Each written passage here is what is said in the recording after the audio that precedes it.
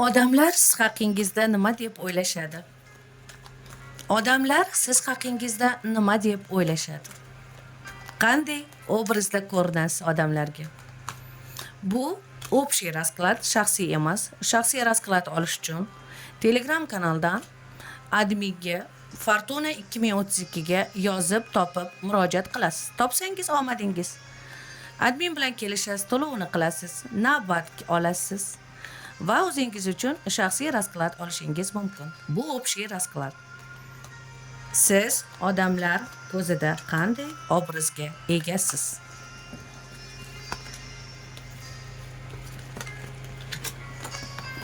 Siz kuchli, siz bir joyda to'xtab turadigan inson emassiz. Juda sirli insonsiz, juda kuchli. Oila a'zolaringiz sizni juda ham hurmat qilishadi. Hurmatlisiz, karyerniy rostda ham sizga nima kerakligini biladigan shaxssiz. Hamda istarasiz issiq insonsiz. Siz qanday obrazdasiz? Aqlli, duxovniy odamsiz. Duxovniy rivojlanish. Odamlar sizdan ko'proq maslahat olgisi keladi. Siz eng kerakli insonsiz. Hayron qolishadi, qanday qilib hamma narsaga ulguradi. O'tmish va kelajakni biladigan odamga o'xshaysiz. Odamlar siz haqingizda nima deb o'ylashadi? Doim g'alaba qozonadi. Doim g'alaba qozonadi deb o'ylashadi. Sizga yaqinlashishni xohlashadi. Siz bilan do'st bo'lgisi keladi. Siz hatto ko'rinishingizdan ham go'zalsiz, aql bo'yicha ham beqiyossiz.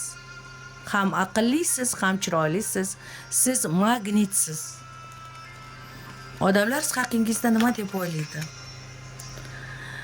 Odamlar siz gapirganingizda ular gap topa olisha olmaydi. Odamlar sizni sovuqligingizdan hatto qo'rqishadi, sizni yo'qotib qo'yishdan qo'rqishadi.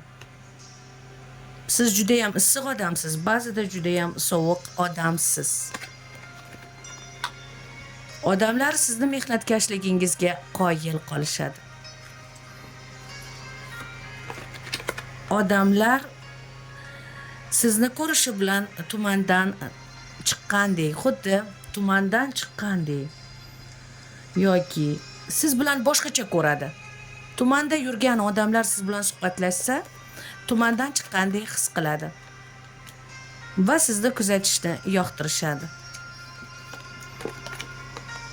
Siz tavakkalchi, hech narsadan qo'rqmaydigan, yosh energiyaga ega shaxssiz. Odamlar siz haqingizda xuddi shunaqa deydi.